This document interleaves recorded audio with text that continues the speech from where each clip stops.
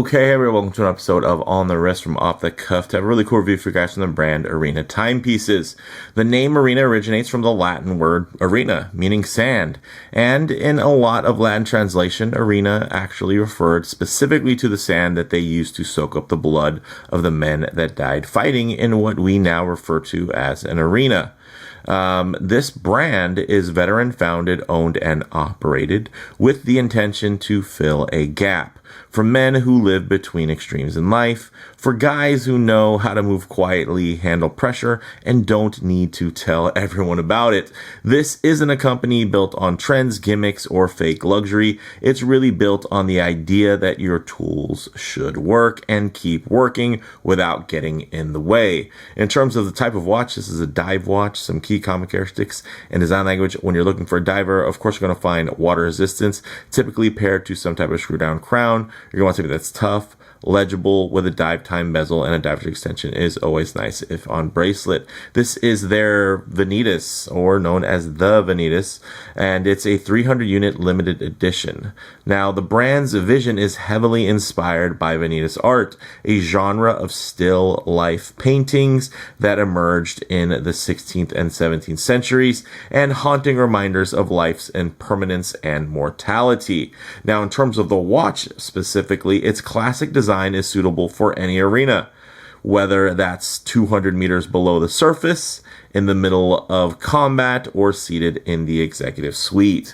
This watch goes for $1,430, so $1,430 direct from the brand. Again, this is limited, and this is a very highly refined and extremely well crafted timepiece that you probably just seeing it in photos, it's not going to translate as much as it's translating here in the metal. So my mission during this video is to do everything that I can to make sure that you guys get the full experience. So at least to the best of my ability. So with that said, let's go ahead and zoom the camera out, get this piece in hand, and take a closer look. Okay, guys, now I stumbled upon this brand. They don't do a whole lot of advertising because I was on Camp Pendleton, and this was on the wrist of a real life Marine Corps helicopter pilot, and he had an amazing story for it, and I ended up tagging him in the post on Instagram, and I learned more, of course, about the brand, and I reached out, and so big shout out to the team at Arena for sending this piece in for this review. Now, one thing, of course, is, yeah, this is not a cheap watch, and some people are going to say, well, for that price, I could get something from a brand name. If you're into just buying the name, then you're not interested in a brand like this anyway. But I will say they are making a name for themselves in very small niche circles.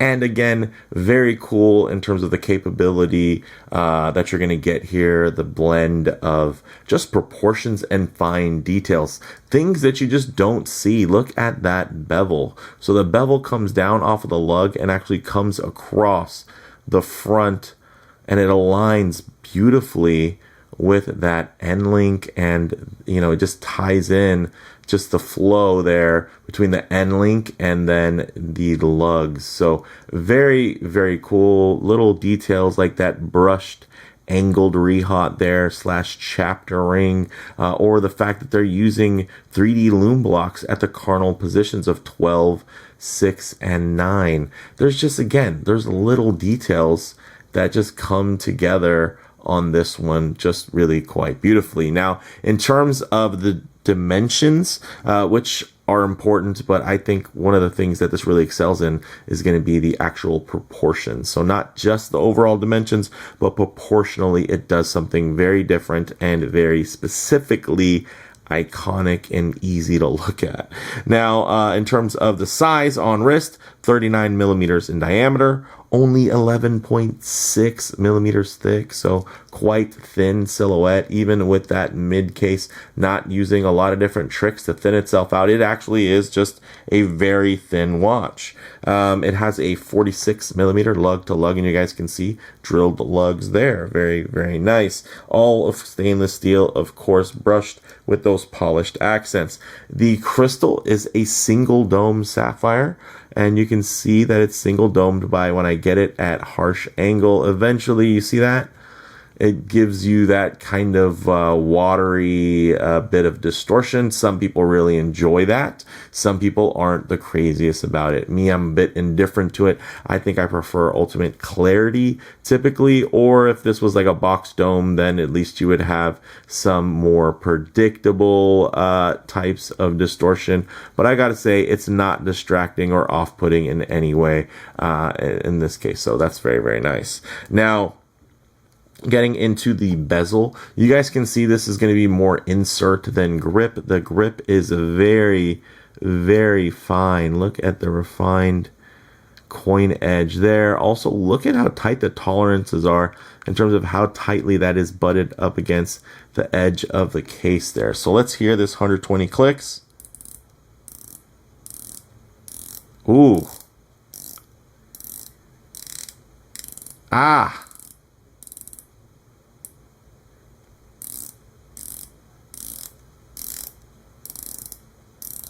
I like it. It has kind of a throwback feel to it. Oh.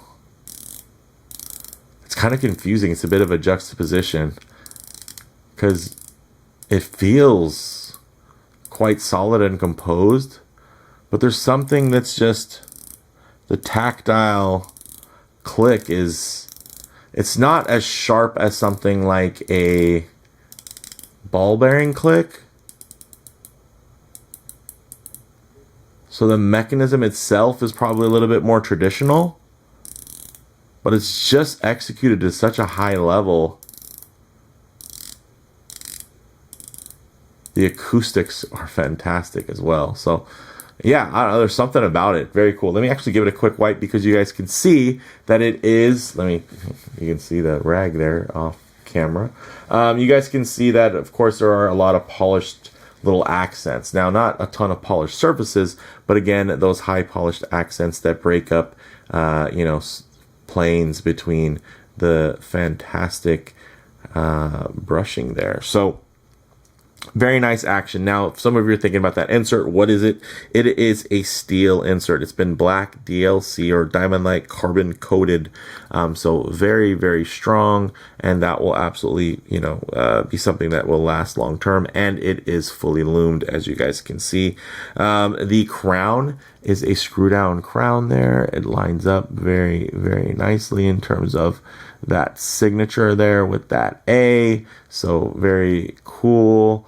And again, very sharply executed. Look at that attention to detail there. Very, very clean, ornate details on this watch. Now, on the inside, although you can't see it, but I'll still show it to you. Check out that very cool Caseback. If I can get it to here, I'll use this hand and then I will switch around. Oh, there we go. Here, check it out. Very nice. So beautifully, deeply engraved. And then, of course, there's going to be some fine etching there along the outer flanks as well. So very cool. And I absolutely appreciate that. Now, in terms of the rest of the watch, inside behind that case, back here, you're going to have an automatic Sellita SW300-1A, and this is a top grade movement, guys. Also, with that 1A, I believe, is another thing that helps signify the fact that this has their extended power reserve. So you're getting 56 hours of power reserve, still maintaining that nice higher beat 4 hertz rate there. So that's 28,800 vibrations per hour in terms of the beat rate. And this is accurate to -4 to +6 seconds per day. So nice tight tolerances there as well. Now, the dial is a bit of a simple affair, but again, it just chooses very wisely where it decides to keep it simple and where it decides to be quite challenging and complex. You're getting that matte black dial with applied indices and then those 3D lume blocks at 12, 6, and 9. You're getting that beautiful brushed chapter ring with lume dots and of course all of the micro indexing as well. You're also going to get C3 Superluminova, which of course burns quite brightly, which I'm looking forward to showcasing for you guys. Also, you're going to get 20 20 atmospheres or 200 meters of water resistance. The lug width is 20 millimeters, so going to be quite a strap monster. It actually comes with a very clean, well executed rubber strap there, as you guys can see. Very nice quality in terms of the total package. It actually comes in a really cool Pelican case as well. So storage wise, you're going to a watch meet, or maybe you're throwing it in your sea bag if you are active duty or something. You're going to have a lot of protection there, which is nice.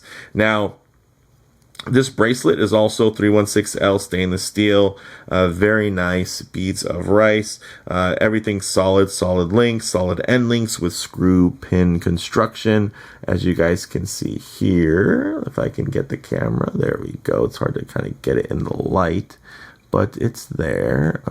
Maybe I was on the wrong side. One thing to note, this is double-sided screws, guys. So when it comes to the screw pins, you basically need 2 screwdrivers to unscrew it. So that is a bit, it can be a bit finicky, but at the same time, it's very high quality, so hard to be upset. Now, it does taper 2 millimeters down to 18 millimeters, and then the clasp is actually unsigned, and it's about 20 millimeters, just over, I've measured with my calipers, 20.3 millimeters wide, push button folding clasp with a 6-position toolless micro adjustment. So if I can get the camera to, there we go. We just push this here, and then we click it, boom. So very cool. So with that said, let's actually get it on the wrist and see how it wears. Okay guys, as you can see on my 7.5-inch wrist, or 19 centimeters in circumference, it sits and lays very, very nicely. Very thin, nice organic flow, hugs the wrist well, beautiful drape on this very highly articulated bracelet here. It looks great, guys. I mean, it's hard to argue with this one. And again, on paper, it might not jump out to you, but I have to say, in the metal, my goodness, a lot of these finer details do jump out. But of course, although my wrist is on the larger side of average at about 7.5 inches, you can see it's also quite round.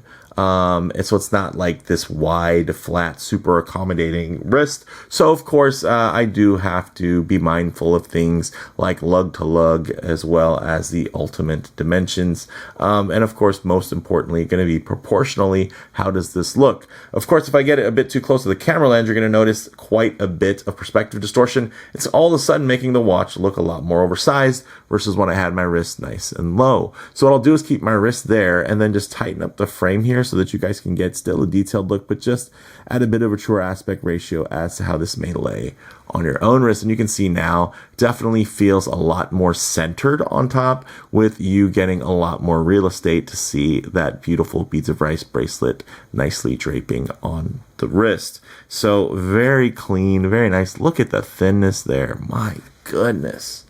Look at these details. This thing is nice. And again, guys, I understand this isn't for everybody. It's a tool watch at the end of the day, and some people want a tool watch to be this like almost nearly disposable type of wearing experience. But there's something about this that feels very much timeless. Like, I could pass this down. This is something that could easily become an heirloom. It's something that could easily fit in that kind of 90s Milsub era that it drew so much inspiration from. I could see this, in GoldenEye on somebody's wrist as, Pierce Brosnan gives him the good old judo chop or something. So very, very cool. The proportions are clean. And again, those details, the more you look at it, the more you kind of find to be impressed by that beautifully detailed and ornate coin edge bezel. There is just beautifully executed and still does the job, thanks to the action not being too harsh on the grip there in terms of the tactile engagement with the bezel ring. So very cool. But with that said, let's actually get it off the wrist, set it for some Lume shots, low light transition, and closing thoughts. Okay, let's go ahead and hit the lights here. Wow, look at that lume. It is blazing. You can see the 3 lume there, those lume blocks at the cardinal reference points cast a bit of some afterglow onto that brushed rehaut there, or the chapter ring. It looks great and is absolutely quite legible. But one thing, of course, I like to work in is going to be a bit of a low light transition, because you're not always going to be out in the middle of a field enjoying direct sunlight. A lot of times you're going to find yourself coming out of buildings, walking underneath overhangs, or just hanging out underneath the shade of a tree. So, you know, this thing is fantastic. It's really nice to see, you know, what these colors, textures, and finishes render like in less than optimal lighting. And you can see still very, very legible. Doesn't really get to the point to where you can really wash it out. It just remains nicely contrasted, and I like that. And of course, the lume itself is something special. It's very well applied, and surprisingly so when it comes to those smaller lume plops. You still see them quite well. Look at that. That is impressive. So with that said, let's get the lights back on here. Get into, you know, some closing thoughts. On the wrist, this wears just about perfectly, guys. It reminds me of a cross between my modern Glycine Combat Sub 39 and my Neo-Vintage Electric Blue Seamaster 300 in terms of the wear profile. Not the aesthetics. I do think they are quite different, but in great ways. I would just say it's just, I wouldn't want to even compare them looks-wise, because this is such a non-derivative design, which, let's face it, guys, in the dive watch space, it's real easy to be derivative, especially of things, mainstays like the Rolex Submariner. Here you're getting something that just feels very deliberate. It's not just kind of something that accidentally came together when somebody was going through a generic parts catalog. This just has a very personal and curated and just a thoughtfully designed aesthetic, which I can appreciate. Now, in terms of model variants, definitely check the site links on current options availability. At the time of recording it, it's just this. I really hope something comes next. Maybe this in blue with like a white seconds hand, a dark blue, a navy. That'd be just, whew, chef's kiss.